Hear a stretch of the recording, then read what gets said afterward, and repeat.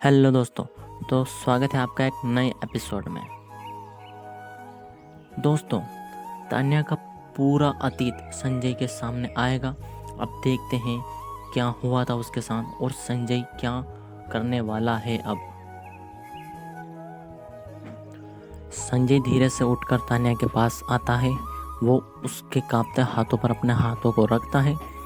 तान्या संजय के ऐसा करने से बहुत ज़्यादा इमोशनल हो जाती है, तो उसके आंसू की कुछ बूंदें संजय के हाथों पर गिर जाती है। संजय तान्या के आंसुओं को अपने हाथों से पोंछता है। फिर वो तान्या को देखता है। तान्या आगे बोलती, जब मेरी और राहुल की शादी की बात सनाया सूरज को पता चली तो सूरज गुस्से से पागल हो गया और अपने घर के सामानों को तोड़ने लगा। फिर उसने सनाया से कहा कि नहीं, इस बार नहीं राहुल, तुमने मुझसे मेरी कंपनी छीन ली, मेरा सब कुछ छीन लिया, लेकिन इस बार नहीं। अगले दिन सूरज ने मुझे कहा कि मुझे लेट नाइट काम करना पड़ेगा क्योंकि हमें प्रोजेक्ट सबमिट करना था और हमारे पास समय ज़्यादा नहीं था, तो मैं रुक गई। इधर सनाया ने राहुल से कहा कि क्या हुआ, आज भी तानिया नहीं आ रही है? ज़रूर ऑफिस का काम कर रही होगी, तुम उससे बात क्यों नहीं कर लेते? राहुल ने मुझे कॉल किया, मुझसे कुछ देर बात भी की, फिर मुझसे पूछा कि सूरज क्या वहाँ है, ज़रा देखना, उसे मुझसे बात करनी है। मैंने कहा नहीं, वो नहीं है, ऑफिस में मैं अकेली ही हूँ। राहुल ने ओके कहा और कॉल कट कर दी। फिर मैं अपने काम में लग गई। तभी न जाने कहाँ से सूरज आ गया। उसने मुझसे कहा कि वो कुछ फाइलें लेने आया है जो इम्पोर्टेंट है। फिर उसने फाइल ली और जब फाइल लेकर जाने लगा तो मुझसे जानबूझकर टकरा गया और हम दोनों नीचे गिर गए। वो मेरे ऊपर था और तभी राहुल वहाँ आ गया। वो मुझे सरप्राइज़ देना चाहता था। उसने जो हुआ वो देख लिया, फिर वो बिना कुछ बोले वहाँ से चला गया। सूरज ने मुझे किस कर लिया। मुझे बहुत ज़्यादा गुस्सा आया। मैं अपनी जगह खड़ी हुई और मैंने उसे थप्पड़ लगा दिया। शायद वो मेरी सबसे बड़ी भूल थी। मैं वहाँ से बिना कुछ बोले निकल गई। मैंने सूरज की तरफ नहीं देखा। शायद मुझे देख लेना चाहिए था, क्योंकि उस वक्त उसकी आंखों में जो बदले की भावना थी, मुझे कम से कम उसका तो पता चल जाता। राहुल ने मुझे अगले दिन मिलने को बुलाया तो मैंने उसे सूरज के ऑफिस आने की बात बता दी। राहुल ने मेरा हाथ थाम कर बोला, मैंने सोच लिया है कि हम आज से ठीक 4 दिन बाद सगाई करेंगे। ये सुनकर मुझे बहुत खुशी हुई। मैं उसके गले से लग गई। मुझे शायद ही कभी इतनी खुशी नहीं मिली होगी लाइफ में। ये बात राहुल ने सनाया को बताई। सनाया ने ये बात सूरज से कही। सूरज ने मुझे कॉल किया। मैं उसका कॉल उठाना नहीं चाहती थी, लेकिन फिर भी उठा लिया। उसने मुझसे कहा कि वो मुझसे माफ़ी नहीं मांगना चाहता है और मैं पागल उसकी बात का भरोसा कर बैठी। मैं उससे मिलने चली गई। हम लोग एक क्लब में थे, वहाँ पर सनाया भी थी। पहले सूरज ने माफ़ी मांगी और मैंने माफ़ कर दिया। थोड़ी देर बाद मुझे सनाया ने जूस ऑफ़र किया, मैंने वो पी लिया। कुछ देर बाद मुझे सब धुंधला सा दिखाई देने लगा। मेरे जूस में उन दोनों ने कुछ मिला दिया था। मैं वहाँ से निकलना चाहती थी पर कुछ भी देख नहीं पा रही थी। फिर सूरज मुझे अपने घर ले गया। उधर राहुल ने मुझे कई बार कॉल किया पर मेरा फ़ोन जब नहीं उठा तो वो परेशान हो गया। उसने पूजा से पूछा तो उसने भी बताया कि मैं उसके साथ नहीं हूँ, तो राहुल बहुत परेशान हो गया। वो मुझे ढूंढने निकल गया। उधर उसी के घर में पड़ी थी। सूरज ने मुझे अपने बेड पर लेटा दिया था और खुद मेरे ऊपर आ गया। वो मेरे कपड़ों को निकालने लगा। मैं चाहकर भी उसे नहीं रोक सकती थी, पर मैं उसे रोकने की कोशिश कर रही थी। मैं बस वो सब मेरे साथ होते हुए देख पा रही थी। तान्या अपने चेहरों को अपने दोनों हाथों के बीच रख कर रोने लगती है। सुबह जब हुई तो राहुल थका घर लौटा। वो बहुत निराशा हो गया था। उसे लग रहा था कि मैं किसी मुसीबत में तो न फंस गई। वो जब वापस जाने लगा तो सूरज ने जानबूझकर मेरा नाम लेकर Tanya I love you Rahul ने सुन के कमरे में आ गया। उसने मुझे सूरज की बाहों में देखा तो वो बिना कुछ बोले वहाँ से निकल गया। मैं उसके पीछे भागी। मैंने उसे रोका। मैं ठीक से खड़ी भी नहीं हो पा रही थी। मैंने राहुल का हाथ पीछे से पकड़ लिया। वो रुक गया। मेरे कांपते हुए कहा, राहुल। राहुल बिना कुछ बोले मेरी तरफ मुड़ा। उसने देखा और पूछा, क्या मैंने जो देखा वो सच था? मेरी हिम्मत नहीं हुई थी उससे कुछ कहने की। मेरा सिर नीचे की तरफ झुका हुआ था। मुझे उसकी आवाज़ से तकलीफ़ सुनाई दे रही थी। जब मैंने कुछ नहीं कहा तो उसने कहा, जो मैंने देखा वो सच था। फिर उसने अपना हाथ मुझसे छुड़ा लिया और बस इतना कहा, क्यों? तुमने मेरे साथ ऐसा क्यों किया?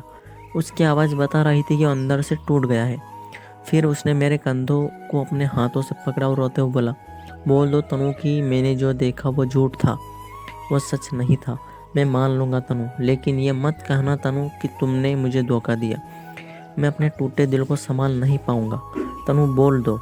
उसने मेरे हाथों को अपने सीने पर रखा और बोला, देखो तनु, मुझे दर्द हो रहा है, यहाँ बहुत ज़्यादा हो रहा है। मैं खुद को संभाल नहीं पाऊँगा। प्लीज़ तनु कह दो, मैंने जो देखा वो झूठ था, वो झूठ था।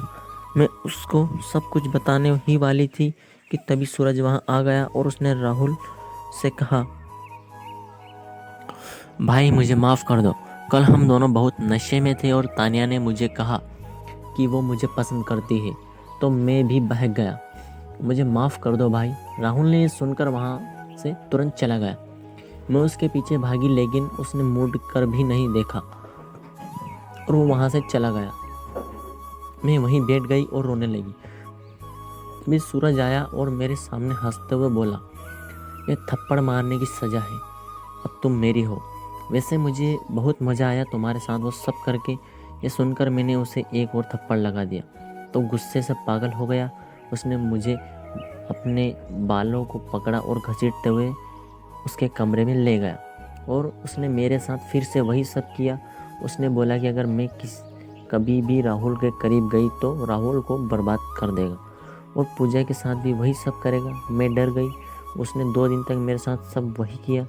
फिर मैं वहाँ बेहोश हो गई। जब मैं होश में आई तो मैंने देखा कि वहाँ नहीं था। मेरे पूरे शरीर पर सिर्फ घाव के निशान थे। मैंने कपड़े पहने और मैं वहाँ से भागने के लिए निकली, लेकिन जब मैं सीढ़ी पर पहुंची तो सूरज ने मुझे पीछे की तरफ खींचा। उसका हाथ गीला था, जिसकी वजह से मेरा हाथ उसके हाथों से छूट गया और मैं सीढ़ियों से नीचे गिर गई। मैं 10 दिन के लिए कोमा में चली गई। जब मुझे होश आया तो मैं वहाँ से भाग निकली। मैं पूजा के पास गई। उसने मुझसे कहा कि मुझे देश छोड़कर दूसरी जगह चले जाना चाहिए, क्योंकि राहुल बाहर गया और सूरज मुझे परेशान करने के लिए कुछ भी करेगा। मैंने कई बार राहुल को कॉल किया। उसने एक बार उठाया और कहा कि वो मुझसे कोई रिश्ता नहीं रखना चाहता है। मैं उससे आगे कुछ बोलती तब तक उसने कॉल कट कर दी थी। मुझे पूजा की बात सही लगी। मैंने कहा कि हम कल चलेंगे। अगले दिन जब मैं और पूजा एयरपोर्ट के लिए निकले तो एक वैन में कुछ आदमी आए और मुझे उन्होंने उठा लिया। वो मुझे एक कमरे में ले गए। मैं बहुत ज़्यादा डरी हुई थी कि मुझे लगा कि ये सूरज के आदमी होंगे, लेकिन वो कोई और था। मैं उसको नहीं जानती थी। मुझे देखा और मेरा असली नाम लिया। मैंने जब उसके मुंह से अपना नाम सुना तो मुझे अजीब क्यों लगा, क्योंकि मेरा असली नाम तो सिर्फ राहुल को ही पता था।